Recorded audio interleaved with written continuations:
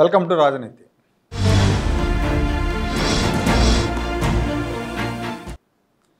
June 4వ తారీఖున ఎన్నికల ఫలితాల కోసం రాష్ట్రంలో ప్రజలందరూ, ఆంధ్రప్రదేశ్ ప్రజలందరూ కూడా చాలా ఉత్కంఠతో ఎదురు చూస్తూ ఉన్నారు. వీళ్ళందరికంటే అమరావతి ప్రాంతంలో ప్రజలు ఇంకా ఎక్కువ ఆతృతగా ఎదురు చూస్తూ ఉన్నారు.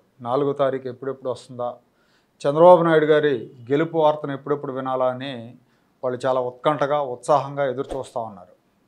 కారణం ఏంటంటే అమరావతి.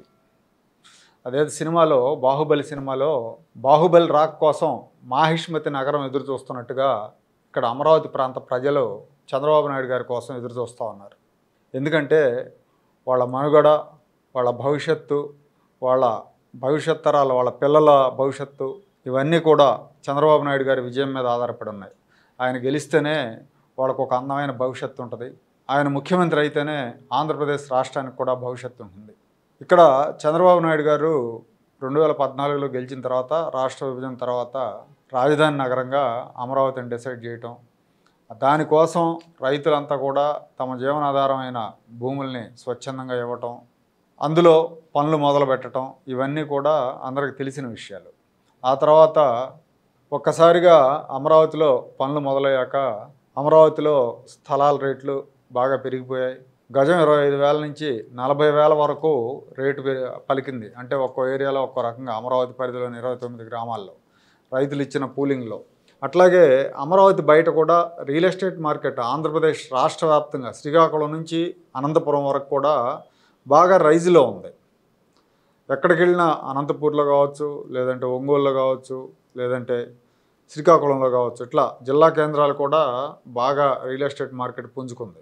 అమరావతికి సుదూరంగా 70-80 కిలోమీటర్ల దూరంలో ఉన్న చిలకలూరుపేట లాంటి ప్రాంతాల్లో కూడా ఎకరం ₹1 కోటి 70 లక్షలు అట్లా పలికింది.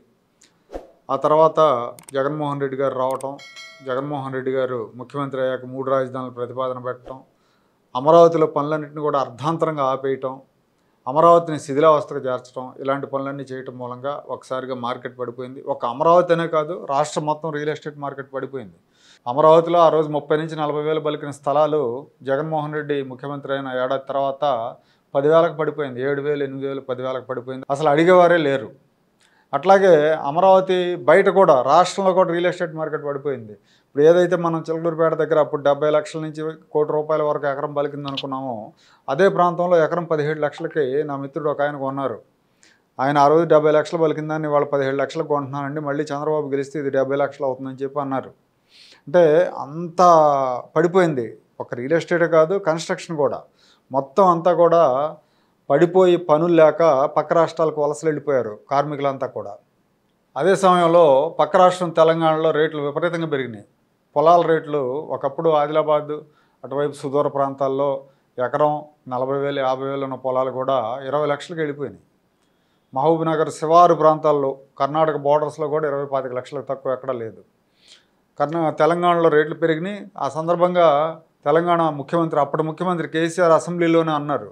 ఏమన్నారంటే, ఒకప్పుడు ఆంధ్రాలో ఒక ఎకరం అమ్ముకుంటే ఇక్కడికి వచ్చి 20 ఎకరాలు కొనుక్కునేవాళ్ళు, ఇవాళ ఇక్కడ ఎకరం అమ్ముకుంటే ఆంధ్రాలో వెళ్ళి 10 ఎకరాలు కొనుక్కునే పరిస్థితి ఉంది. ఆంధ్రాలో రేట్లు పడిపోయినాయి, తెలంగాణ మంచిగా ఉంది అని చెప్పి ఆయన చెప్పుకున్నారు.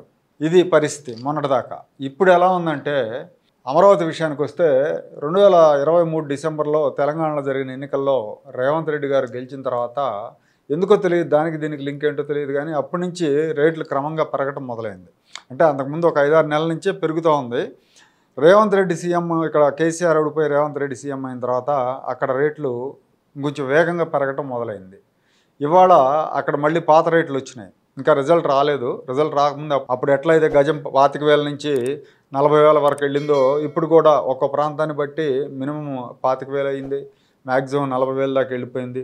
రేపు చంద్రబాబు నాయుడు గారు గెలిస్తే అది ఇంకా పెరిగే అవకాశం కూడా ఉంటుంది. అదే కాదు, టోటల్గా ఏపీలో మార్కెట్ మొత్తం రియల్ ఎస్టేట్ మార్కెట్ పుంజుకునే అవకాశం ఉంటుంది, కన్స్ట్రక్షన్ కూడా పుంజుకునే అవకాశం ఉందని చెప్పి రియల్ ఎస్టేట్ వ్యాపార వర్గాలు అట్లాగే బిల్డర్లు కూడా చెప్తూ ఉన్నారు. సో ఇప్పుడు మనం ఏదైతే ఆ సినిమాలో బాహుబలి కోసం మాహిష్మతి నగరం ఎదురు చూస్తున్నట్టుగా చంద్రబాబు నాయుడు గారి గెలుపు కోసం అమరావతి ఎదురు చూస్తుందని చెప్పి అనుకోవాలి.